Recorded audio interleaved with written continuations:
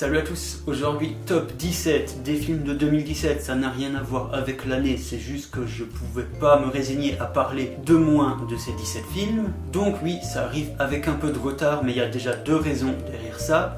La première, c'est que je voulais vraiment rattraper tous les films que j'avais envie de voir, sauf 3, mais j'en reparlerai plus tard. Et aussi me laisser un petit temps de réflexion parce que c'est vrai que vers la fin de l'année, si on fait le top dans la précipitation, on peut avoir tendance à évaluer à la hausse les films sortis les plus récemment. Au cours de l'année, j'ai vu environ 104 films, donc j'exclus juste les courts-métrages, donc tout ce qui est long-métrage de fiction, documentaire, d'animation, etc. c'est dedans. J'inclus également les films direct ou vidéo parce que la plupart ont eu des sorties cinéma aux US. Et donc il y a 3 films que j'aurais vraiment voulu voir, mais je n'en ai pas eu l'occasion. Donc déjà, Un jour dans la vie de Billy Lynn. Donc celui-là, il était que disponible en VF, en 2D, 24 images par seconde, alors que le film a été tourné en 3D, 120 images par seconde, et je préfère le voir vraiment quand j'aurai l'occasion de le voir dans ces conditions.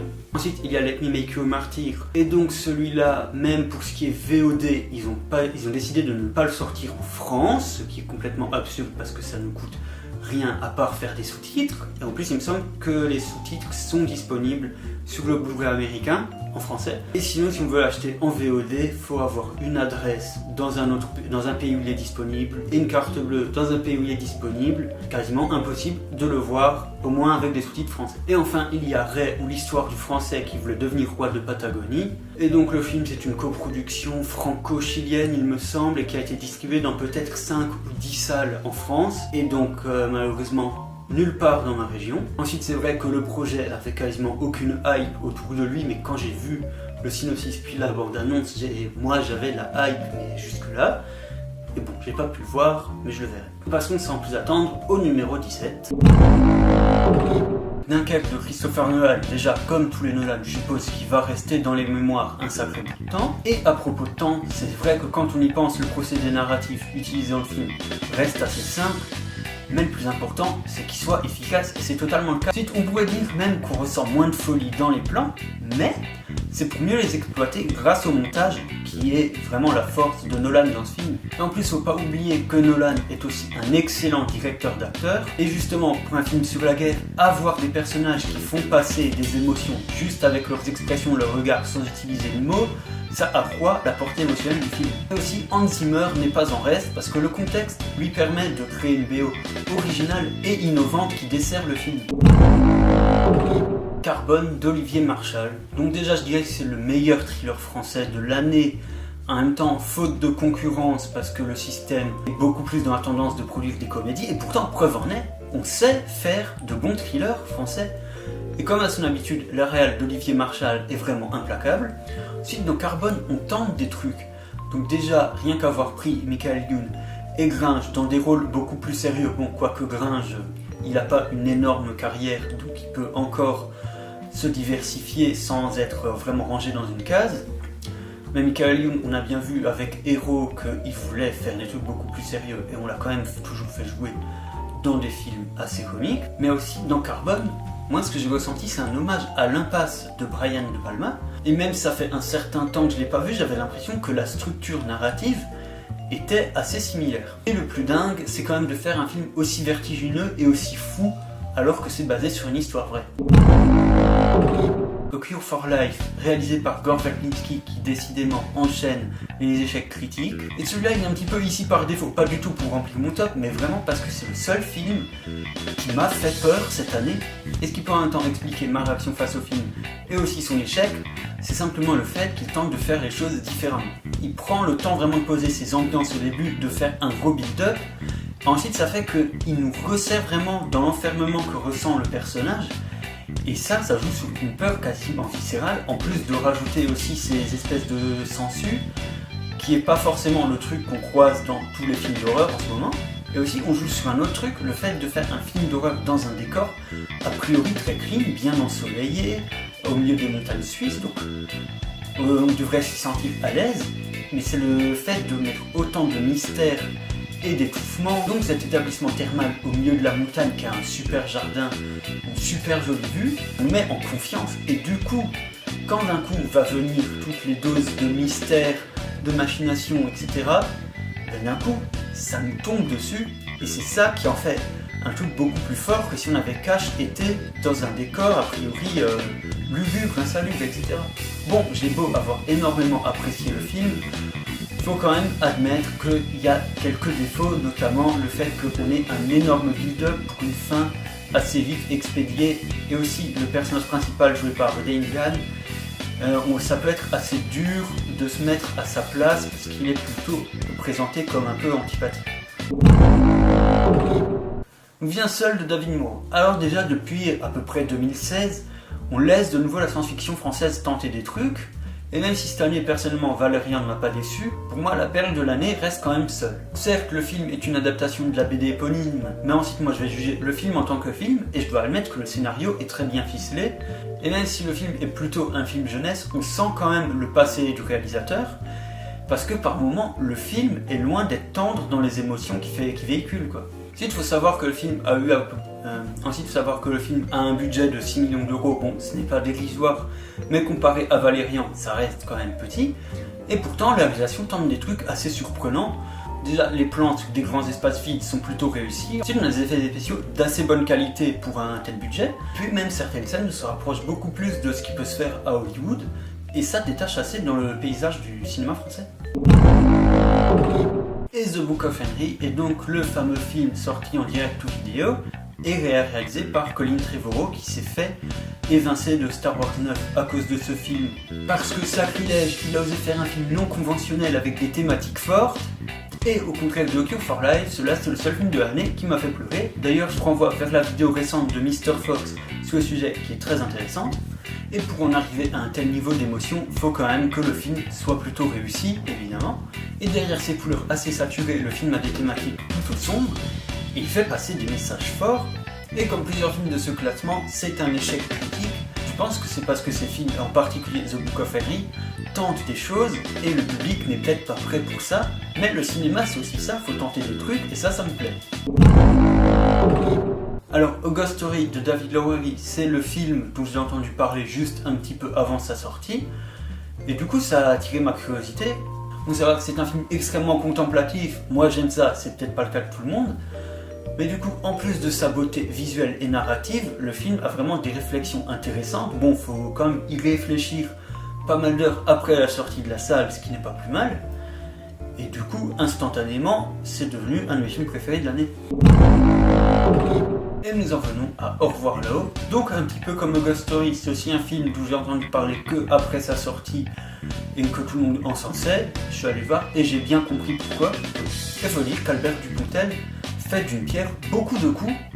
En même temps c'est un film qui parlera de la Première Guerre mondiale sans montrer beaucoup de conflits, mais qui se passe beaucoup sur l'après-guerre, les gueules cassées, etc. Pour un film français, on ne tombe jamais dans le pathos gratuit. Le film joue pas mal avec le cliché de façon subtile et les messages sont forts et intéressants. Et surtout, le film respire, il y a de l'énergie. Et donc, le redoutable film de Michel Hazanavicius qui nous retrace une partie de la vie de Godard, mais sans être dans le gros hommage bien pompeux. Ici, comme très souvent avec Hazanavicius, on a le droit à un humour fin et subtil. Avec seulement un visionnage, j'ai quand même plein de répliques en tête et je me souviens vraiment être poilé devant. Et tout en ayant vu un film qui lui-même parle de cinéma, donc pour quelqu'un comme moi qui est fan de cinéma, forcément, ça me donne un autre point de vue sur la personne qui était Jean-Luc Godard, même si on se doute que beaucoup de choses n'étaient pas vraiment comme ça, mais ça donne envie de s'intéresser un petit peu plus à sa filmographie.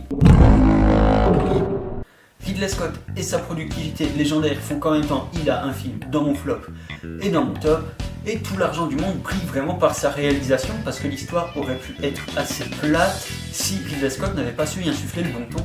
En plus le challenge était double voire triple parce que faire le film dans un temps record, genre il a été filmé et monté en à peu près 8 mois, et en plus il fallait remplacer Kevin Spacey suite au récent scandale, et cela ne se voit quasiment pas si on n'y prête pas trop attention. On a le droit à des plans grandioses sur une musique tout aussi grandiose de Daniel Pemberton qui décidément est en train de s'imposer, mais ce qui est encore plus maîtrisé dans le film c'est le montage, parce que même pour quelqu'un qui connaîtrait l'affaire Getty, ce qui est un peu mon cas parce qu'en fait en voyant le film annoncé, je me suis un petit peu renseigné dessus.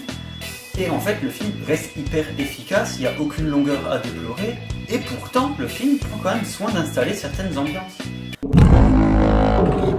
Ensuite nous vient Mother de Darren Aronofsky, et le film a marqué grâce à 2 points bien distincts. D'une part, au niveau vraiment de ce qui est émotion, avec son ambiance oppressive bien propre à Aronofsky. Ensuite, au niveau de ses messages, on est vraiment sur un truc du niveau de Matrix par exemple, où il y a énormément d'interprétations possibles. Donc du coup, d'abord on va forcément voir ce qui nous parle le plus, et ensuite forcément on en discute avec d'autres gens qui ont vu le film, on lit des articles et tout, qui n'ont pas forcément vu les mêmes choses.